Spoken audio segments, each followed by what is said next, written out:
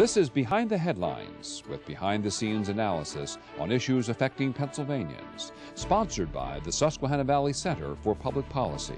Now, here's your host. Hi, welcome to a new edition of Behind the Headlines. I'm Charlie Greenewald, Senior Fellow of the Susquehanna Valley Center for Public Policy, and I want to welcome you to a new show with Maura Donnelly, my co-host. Maura, hello. Welcome. Hi, Charlie. Well, there's lots new in the news. Yes. Goodness, we have the 150th anniversary of the Civil War, and all the types of celebrations that'll go on throughout the land. And thank goodness the park systems are open. Yes. Well, and it's interesting. I tell my students, oh my goodness, the Civil War is, in order to understand America, you have to understand the Civil War. The dynamics of the Civil War is still at play in American politics. Nixon's Southern strategy was based on Civil War dynamics. And you find, of course, more American men and women died in the Civil War than all of our other wars combined. But we also find that the fair and balanced network, Fox News, has parted ways with Glenn Beck. Yes. That was surprising. That's big news, yeah. It really is, when in fact, Keith Olbermann leaves MSNBC, and now Glenn Beck leaves Fox News. Yeah. Where are they all going? I don't know, but we hope that Fox News has Geraldo Rivera, it has Chris Wallace, it has Juan Williams. Maybe they're becoming liberal. I don't know. We've got to check that out, Maura. Well, today we're going to have a complete show with two of the top lawmakers in Pennsylvania. We find that the Corbett administration has settled in and legislation is proceeding. And we want to take a look at how this first year is fleshing out. And to do that, we have two of the best people in Harrisburg to help us. We have first Stan Saylor, who is the majority House Whip in Harrisburg. Welcome, Stan. Glad to be here. Nice to have you here. And we have Dan Frankel, who's the minority Caucus chairman in the House of Representatives. Welcome, Dan. And this is your first time on the show. Correct. Very grateful for you to come and join us. Well, let's start out, I guess, Maura, let's start out with the governor's budget, gentlemen, if we could talk about that, the proposed budget, because that leads to so many other subjects. We find that under Governor Rendell, we never had a budget on time. Under, I guess, Governor Ridge, we always had a budget on time. And we find that Governor Corbett's trying to follow in the footsteps of Governor Ridge. We now have a budget, and we don't know if it'll be on time or not. The legislature will have a say in that. But what's your general impression of the budget, Stan, and then Dan? Well, I think the governor did a good job in putting together the budget. I mean, I may disagree with some of his spending priorities and where he puts the dollars, but I think the real key here is our state budgets this year will not be above $27.3 billion. That is the base. We will not go above that. We have made that very clear. The Senate leadership and the House leadership have been very clear and worked with the governor that that's where we will start. And we will hold that line. We will have disagreements with the governor and have disagreements with the governor on some things, but he very much admitted as he met with the leaders of the General Assembly that he knew we would have differences. That's part of government. The General Assembly and the governor are two different branches. So we'll be looking at where we can restore some of the cuts that he has made in certain areas and make some additional cuts elsewhere. We'll be looking to try and put more money into higher ed, and we'll see what we can do with basic education funding as well. There's a few other things that we'll take a look at. Where can we make cuts? Get rid of fraud and abuse, cut things that maybe are not working well. And remember, when the governor proposed this budget, he had only been in office for 6 weeks. Pennsylvania's budget is very big, very thick, and I joked with my staff the other day, you really need a magnifying glass to read the budget book many times. So I'm pleased with where he started. Do I agree with everything he did in some of his cuts with higher ed and stuff? No. But again, he had to give us a budget within 6 weeks after being sworn in, so I think we're at a good start. Okay. Dan? Well, I mean, he did get a slow start here, which is understandable, but the budget that he presented, I think, was something that took many people's breath away. I mean, not really prepared for the types of cuts that we're facing, and it certainly is a no-tax budget, no new taxes, no increase in taxes. But in my view, it still has implications for local governments and Pennsylvania's middle-class families, because to me, it transfers responsibility for costs to school districts, to middle-class families who are trying to pay for higher education. So, somebody's going to pay at the end of the day, with 50% cut for state system, 50% cut for our public universities, and $1.1 billion in cuts for public education is, I think, more than most people anticipated. And to not be flexible, to look at the revenue side of the budget, 27.3 being written in stone. If you're going to make changes with respect to higher ed, you make changes with respect to basic ed, it's really kind of moving around the deck chairs on the Titanic. Where are you going to take it away? Fraud and abuse is kind of a nebulous thing, I think.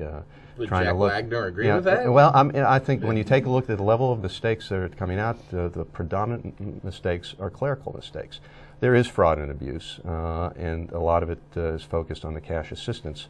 But cash assistance as a part of the public welfare budget is 1% to 2% of the public welfare budget. Most of the public welfare is medical assistance. And while there's some fraud there, it's a huge number, and most of the recipients are either families that are working, that don't have access to insurance coverage in the private market through their employer, disabled people and elderly people. These are the basic beneficiaries of Medicaid, which is the largest program that we have. So we're going to look at, I think, if we're going to make accommodations, shifting, I think, to the Department of Public Welfare. And the question is, what is the real number for fraud and abuse? Is it enough to make up the difference? And why aren't we looking at some logical sources of revenue that I think are, in my view, low-hanging fruit that most of Pennsylvanians would support? Well, okay, you brought it up. What is it? What's the low-hanging fruit? Low-hanging fruit, quite clearly, there's broad consensus across this state that there ought to be an extraction tax on Marcellus natural gas across the board, and even the energy companies, well, we may disagree what the level should be, anticipate it and think it's going to happen, and they have said they may not welcome it, but they aren't going to oppose it. And it could even be the lowest tax in the whole country. Right. I mean, and that's something we should be debating. Texas and Alaska have it. Right. You think it should at least be on the table? It should be on the table. I mean, smokeless tobacco and cigars is something I've been putting forward every single year. It's not a big number. It could, depending on how you tax it, $70 to $100 million. But certainly, in the scheme of some of these cuts, would be meaningful in terms of some restorations. And you know what? When we talk about shared sacrifice, which the governor talked about in his budget, I don't see shared sacrifice across the board in this budget.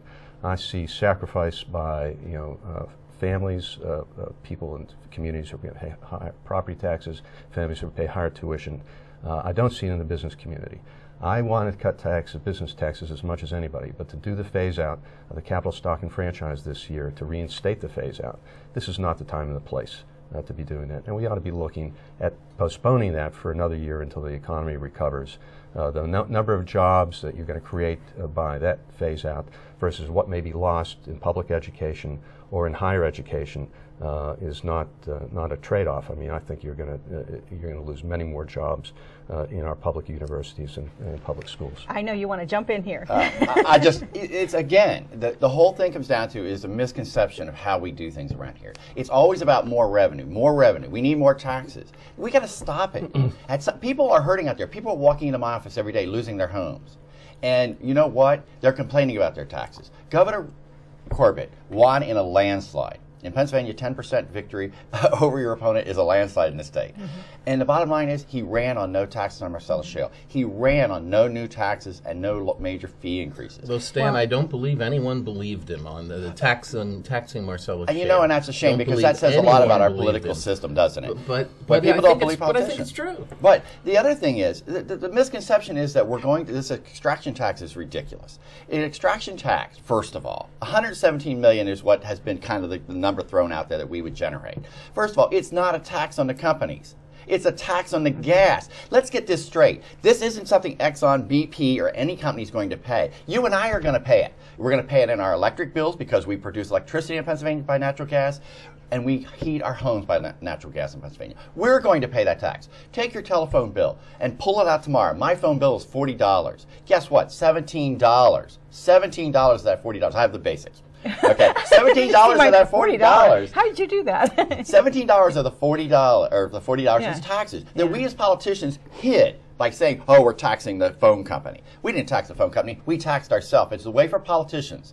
$117 million on the extraction tax will not solve our higher ed problem. It will not solve our public education funding issue, basic K through 12, basic ed. None of our problems are solved by $117 million. The truth is, we've been spending at twice the rate of inflation for 8 years with no budget on time. And you know what? It is time for Pennsylvanians to respect their state government again. And we can't do that if we don't hold true to our promises. Governor Corbett made promises. We in the House Republican Caucus made promises of what we were going to do. And we're delivering on those promises right now.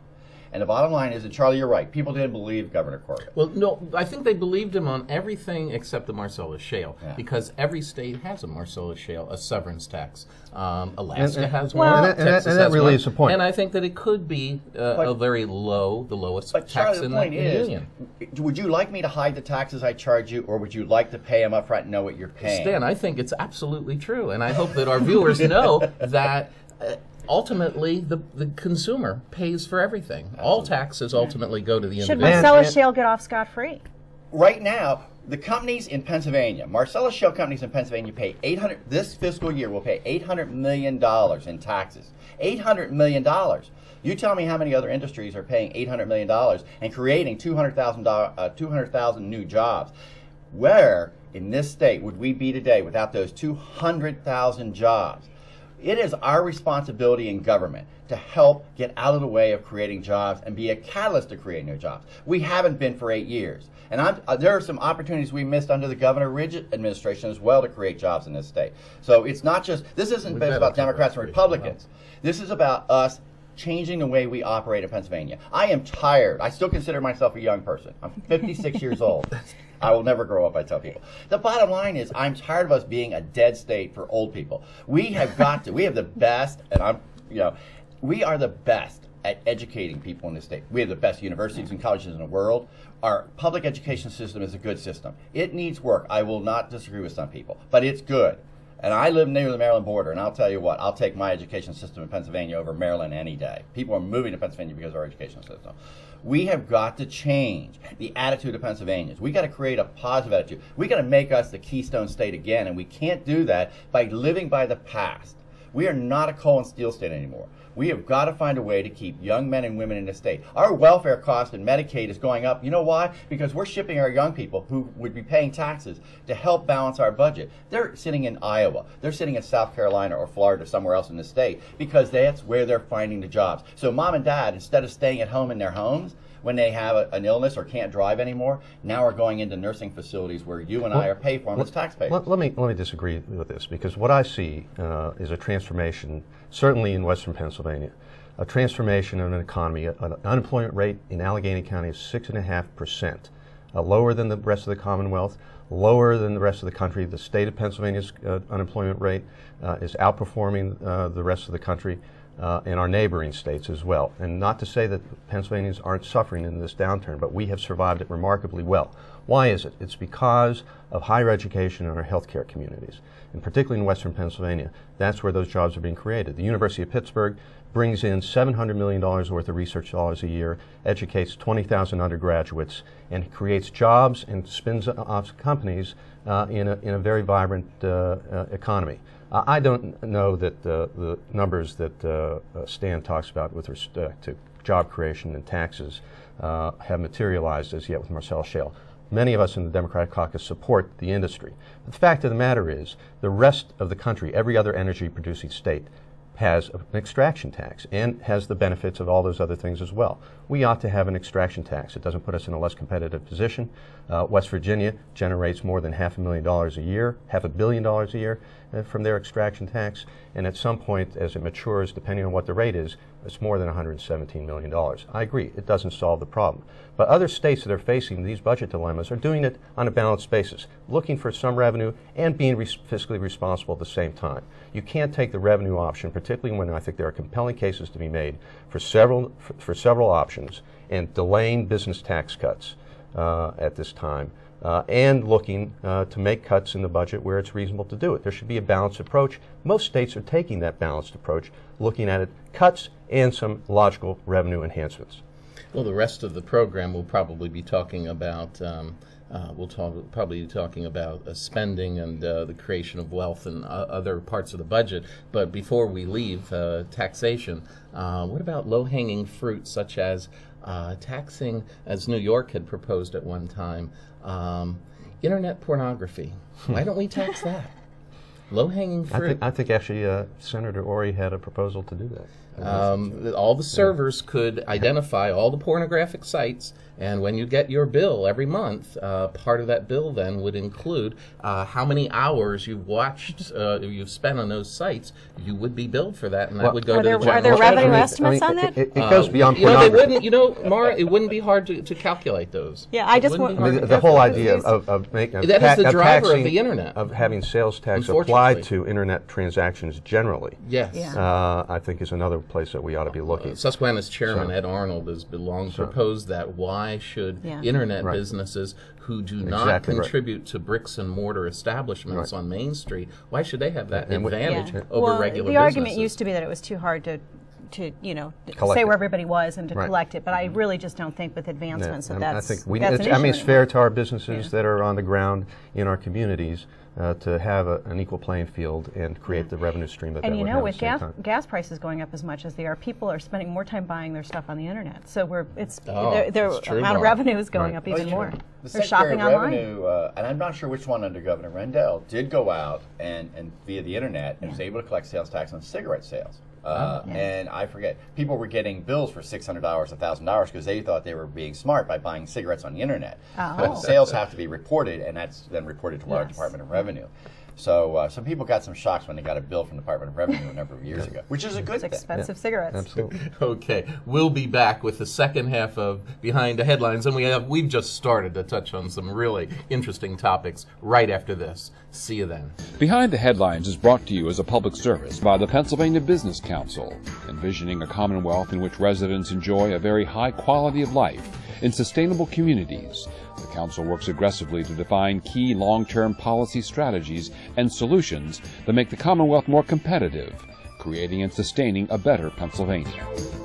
Additional underwriting provided by the Worrell Corporation Foundation, based in Carlisle, Pennsylvania, by the Edward H. and Jeannie Arnold Foundation, and by the Pennsylvania Manufacturers Association. Business in Pennsylvania is our business. Behind the Headlines is also supported as a public service by Daily Express, transporting construction, farm, and industrial equipment throughout the United States. And by Penn Waste, your best local choice for your waste removal and recycling needs. Welcome back to Behind the Headlines, and we're going to continue our examination of the first year of the Corbett administration and what's going on in state government with our two guests. I will turn to you first, Stan, in the first segment. Let me turn to you, Dan, in the second segment. Representative, there's some controversy over one of the Corbett administration's ideas to raise money, and that is, let's divest ourselves of the state store system. Let's privatize liquor sales in Pennsylvania. This is an idea that's been around. When I was with the Senate in 1985, we were talking about it then. It's still around. Yeah. Is it going to happen or not? I think it's got probably the best chance it has had, but I think it still is very questionable whether it will pass. I mean, I think the due diligence that needs to be done here in terms of documenting what is realistic in terms of return from privatization is, I think, key to it. For me, it's not an ideological issue at this point. I mean, I've talked to the Majority Leader, Mike Turzai, who's made this kind of his focal point, his priority, and been open to it. But the numbers that he had been projecting, originally $3 billion, then $2 billion. I think now it's about $1.7 billion. I'm not sure that those numbers are realistic, and I'm not sure that they justify giving up a revenue stream of $500 million a year to the state. And the question is, if you're going to sell them and maintain a revenue stream, you do have to increase taxes on the product. So is that really consumer-oriented or not? I think there are lots of questions out there. with respect to what is the realistic number. Virginia went through privatization. They had projected $500,000 or $600,000 dollars per license.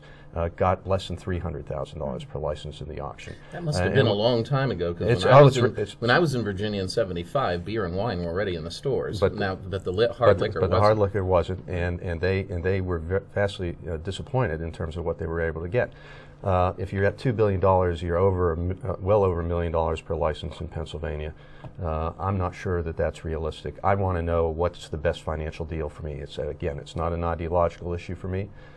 Given the circumstances we're in, we need to get the best deal, what makes the most sense, both in terms of one time and in terms of a stream of revenue. Stan, what's your take on this, but also, how about the possibility of letting the state stores in business and going ahead and putting in private stores as well, and have some real competition? Why hasn't that idea been examined by everyone? We've hired a firm, the governor's hired a firm to look at what are the realistic numbers. And Dan's right, what are the numbers that will come into us? I'm all in favor of selling in state stores. And some people think it's a union or a non-union. The employees, I have friends that work in the state store system. So it's not about hurting unions or hurting my friends. I don't want to hurt my friends, nor do I want this is an anti-union thing. And the real key is that we just shouldn't be in the business of what other states have gotten out of. You know, we're should not be in that. What we need to do is, I think, at some point decide we definitely need to get out of it. But what are we going to do with the dollars that are generated? Whatever those dollars are, should it go to highways and bridges, or should it go to something else? I'm open to any number of suggestions. But I do think the bottom line is it's time for us to get out of it. The citizens are overwhelming. You wouldn't be in favor of letting the state store system exist and then going ahead and letting private stores open as well, and having both. And then, we'll see which system survives. We've done some of that kind of stuff in minor ways with our state prisons, sometimes competing with private business. And the problem is that the state, you can always undercut the price of the private industry simply because your labor costs sometimes are cheaper. Now, that's not necessarily true here, because we have pensions and those kind of health care for our state employees in the state stores. But I just think that privatizing it, getting us out of that business, and let us focus on the true job that government's supposed to be doing, not in competing and selling liquor. Well, one of the most intriguing arguments that the opposition is making is that the current system is better at collecting taxes and enforcing underage drinking. Does anybody know where that comes? Well, there is a segment of I think it's on a bipartisan basis that has that view of things, that it's a better control mechanism, and from a morals standpoint, so I think this is not a straight and narrow Democratic Republican issue. I mean, there are segments with all kinds of different rationales. One of them being, limiting access to young people and crime and so forth. That the state stores are better control for that. And others who believe that ideologically we should not be in a business that the private sector in other states manages. So it's going to be interesting. I think you're going to see a kind of a fabric of different coalitions coming together to either promote this or defeat it. I agree with Dan. I mean, I think today with the technology we have with our driver's license, it's easy to verify ages. It's very difficult to duplicate license. I'm sure somebody will. There's always somebody who finds a will, But we've had state store employees sell to underage children as well. It's got to be going on now. So it goes on, and there is no perfect system. If somebody's looking for utopia, there is nothing. I wish there was, but no matter what you talk about, there is no perfect system for anything. I just think it's truly, we have to get back to what are the functions that state government should be doing them, and we need to do them better. I mean, truthfully and honestly, when we take your tax dollars, we need to be able to justify how we're spending those dollars. And I think by getting rid of the state store system, we'll be able to focus on the true reasons that state government is here. Good. Well, let's just shift gears a little bit here. We've got some proposals out there about reducing the size of the legislature, and we're very interested in knowing what you think about that. I don't think it's going to happen tomorrow, but there's discussion at least about reducing the size, which would, of course, reduce costs, ostensibly increase efficiencies, and help you get more work done. So what do you... Well, I mean, the Speaker has put forward a proposal, probably the most serious proposal about shrinking the size of the legislature. It does it in a way that probably is less threatening to incumbent members because it pushes it out a decade. 10 years, yes. So I think it has, if he's serious about it and wants to really push it, because the agenda is clearly controlled by my colleagues on the other side of the aisle understand, that if it comes up for a vote, something like that is likely to pass. So the question is, how quickly does it move? Will it come across? Could I support it? I think it's something I could support if it's on the floor, but I think it's not a panacea for the problems of government and the problems of having the ability to work together and to get things done for the Commonwealth. I think a lot of people think that's the answer. But I think it's not completely the answer of what needs to be done. But Representative Saylor, we have the largest professionalized legislature in the country and the second largest House of Representatives and state legislature in the country, next only to New Hampshire, which is a part-time legislature. What are your thoughts on this? Well, I've taken notice how, just since I've been in the General Assembly, how my duty as a state legislator has changed. What the people asking me are a lot more today in my district office versus what they used to be. I have people coming in now who can't pay their credit card bills or can't pay the minimum, and they want my help in trying to find a place that will help them. I think our jobs as state legislators have changed over the years. When I first got elected, it was more about Harrisburg and passing laws and legislation and venting things as such. Today, it's more about us helping solve problems that people have in their daily lives, and they don't know where to go. And we as legislators, as I say, now Dan I think is an attorney, but I feel like I'm almost an attorney today. I'm an ombudsman for the taxpayers because they don't know where to go to solve problems, so they come to me, either to represent them with state government agencies or to get them to the right agencies or organizations that can help them with their needs, whether it's because they lost their job and they don't qualify for maybe welfare or certain kinds of help. They want to know where they can go. I think reducing the size of the state legislature is a good idea overall. I think it'll be better management. I'm like Dan, I don't know that it saves us any cost in the end because the legislature grows based upon the demand, I think, as far as the staffing sometimes. You're trying to meet the needs of what people are asking for. And in today's society, people want a lot of things. They don't want to pay taxes or higher taxes, but they want more services, and you just can't do that. In the last minute and a half, and we've not touched on higher education, and of course the governor is proposing anywhere from a 50 to 54% reduction in higher education. And I need to again have a disclaimer. I am a professor at Millersville University, but let me tell you, as a professor at Millersville University, none of us have teaching assistants, and I work a full schedule. The point of the matter is right now we have enough money to buy one book. Every member of my department can buy one book for the library per year. Now I'll be able to buy half a book for the library per year. I don't know. Can you, yes or no? Where do you stand on this? We got to wrap it up in the next 30 seconds. I'm for restoration of funds for higher ed between educating young people, employing people, faculty and staff who make meaningful contributions to the Commonwealth is absolutely critical. Representative Saylor? I basically want to see some of the restorations. I think there needs to be a cut, simply because that's the budget realities of today's world. Everybody knew it was coming. I talked to the universities and they expected about a 25% cut. That's what I think they're going to end up with in the whole negotiations. I've said that I think professors, everybody needs to take a pay freeze. All right, thank you for being with us today. We want to have you come back and continue this discussion. Seems like we've just scratched the surface. And we want you to come back and join Mara and I next week for another edition of Behind the Headlines. Check us out on YouTube. Check us out on Voice of PA. We'll see you again next week.